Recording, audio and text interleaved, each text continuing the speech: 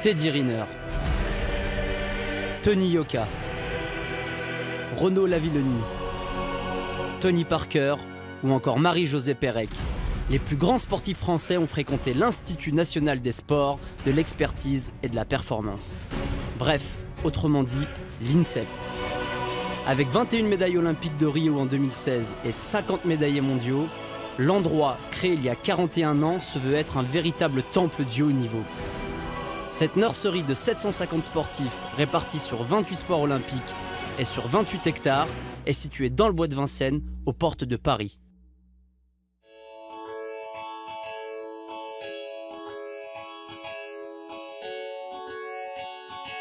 Membre de l'équipe de France de lutte, j'ai eu la chance d'être formé par cette école des champions que je vous propose de découvrir.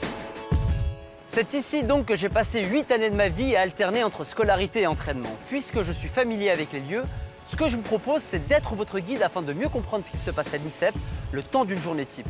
Suivez-moi, c'est par là que ça se passe.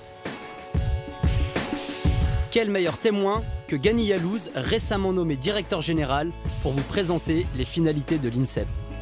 Voilà, regarde, viens voir. C'est le bureau du directeur, le bureau du boss. Fouette. Bonjour, monsieur le directeur, comment allez-vous? Tu peux me tutoyer quand même, monsieur le directeur, ça va. Je t'ai entraîné quand même, n'oublie pas. Tu étais athlète à l'INSEP. Ensuite, tu étais entraîneur à l'INSEP. Puis directeur technique national de 2 fédérations différentes, la lutte puis l'athlétisme. Et aujourd'hui, te voilà directeur de l'INSEP. Quel parcours? Il y a juste un point commun sur toutes les actions que j'ai pu et les fonctions que j'ai pu occuper, c'est l'humain. Parce que c'est la gestion humaine, alors qu'on soit DTN, entraîneur ou directeur général de cet magnifique établissement, c'est la gestion humaine. Et donc aujourd'hui, quelles sont les missions de l'INSEP? Elles sont multiples, les missions de l'INSEP. C'est un grand établissement. Il doit être formateur. Et, il y a la recherche, il y a le médical, c'est un lieu de santé publique aussi. C'est surtout, et c'est ce qu'on demande principalement à l'INSEP, c'est de faire de la performance. On accompagne les athlètes pour que la notion de plaisir soit omniprésente dans leur quotidien, pour qu'il y ait du bien vivre ensemble. C'est quoi la politique de recrutement de l'INSEP? La politique, elle appartient à la fédération.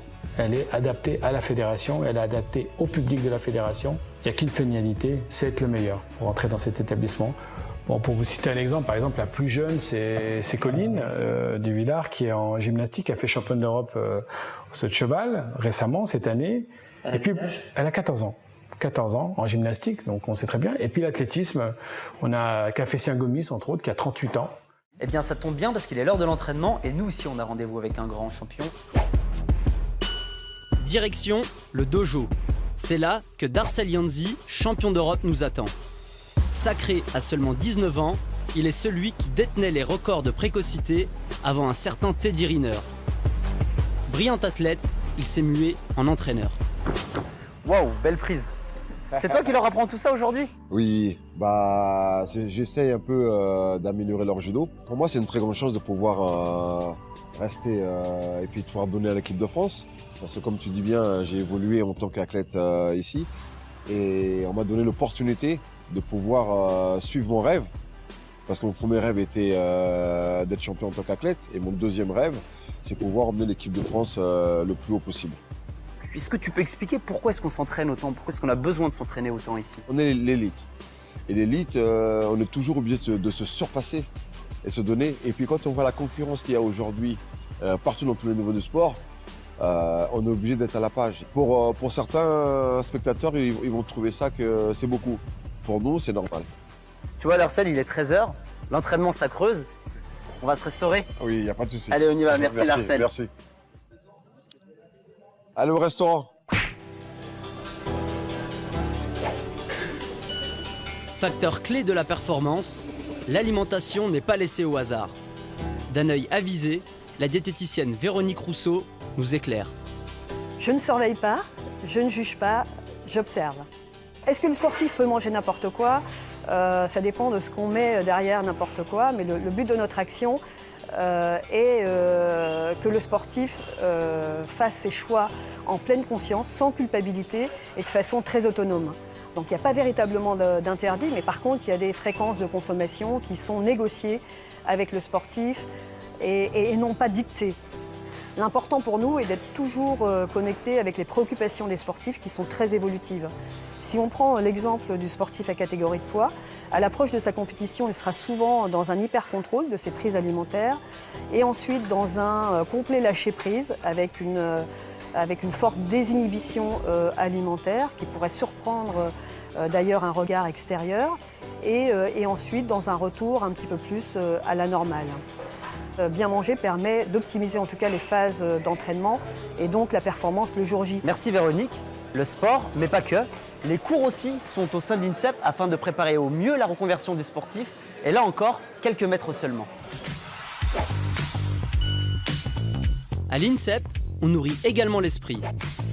Avec 52 enseignants pour 133 diplômes délivrés en 2016, l'athlète est au centre du système éducatif. Audrey Pérusin, directrice adjointe de l'INSEP. Alors vous ne laissez sortir aucun sportif de l'INSEP sans formation ni diplôme. Exactement, en tout cas c'est notre objectif, c'est ce qu'on appelle le double projet ou encore aujourd'hui le suivi socio-professionnel de nos sportifs de haut niveau. La philosophie et la politique de l'établissement, partagée aujourd'hui d'ailleurs par la majorité, pour ne pas dire l'intégralité des fédérations, c'est de dire que pour être performant, pour réussir sa carrière sportive, il faut avoir un projet ambitieux au plan scolaire, professionnel. On parle d'excellence à l'INSEP, c'est 100% de réussite au bac, dont 73% de mention, c'est bien ça? C'était exactement le cru exceptionnel que nous avons pu avoir l'année dernière en 2016. J'espère que l'on reconduira l'exercice cette année. En tout cas, c'est une tendance structurelle à laquelle nous ne dérogerons pas. Nous avons la chance à l'INSEP d'avoir des enseignants dédiés qui sont détachés de leur lycée d'appartenance respectif et qui viennent au quotidien prodiguer leur enseignement et leurs cours sur site. Mais également, et ça c'est aussi notre force, c'est de pouvoir leur proposer en dehors du site un accompagnement sous forme de tutorat cousu humain. Donc on s'adapte à la spécificité, aux contingences de chaque discipline. De quel niveau à quel niveau? Alors au niveau scolaire, on propose une formation qui s'échelonne de la 3e à la terminale. En passant, nous avons également un BTS d'ailleurs que nous organisons sur site. Et nous avons également d'autres sportifs un peu plus âgés, donc des majeurs, qui eux suivent un cursus de formation universitaire ou professionnelle. On continue notre tour de l'INSEP et cette fois je vous emmène dans un endroit très particulier. Durant toute sa carrière à l'INSEP, le sportif suit des protocoles sans parfois même savoir d'où ils proviennent. 20 chercheurs analysent, innovent et surprennent. Ils constituent l'unité de recherche.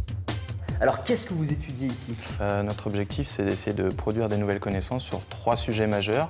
Le stress, la récupération et le geste, le tout appliqué à la performance sportive évidemment. L'objectif, je l'ai dit, c'est de produire de la connaissance, mais c'est aussi que ces connaissances elles soient directement utilisables, exploitables pour nos entraîneurs, nos cadres techniques et évidemment nos sportifs.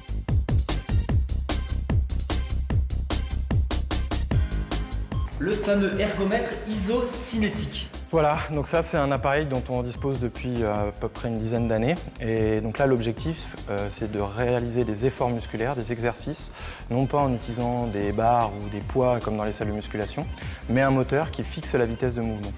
Et le gros avantage de ce type d'appareil, c'est qu'il permet de réaliser des exercices intenses mais en toute sécurité.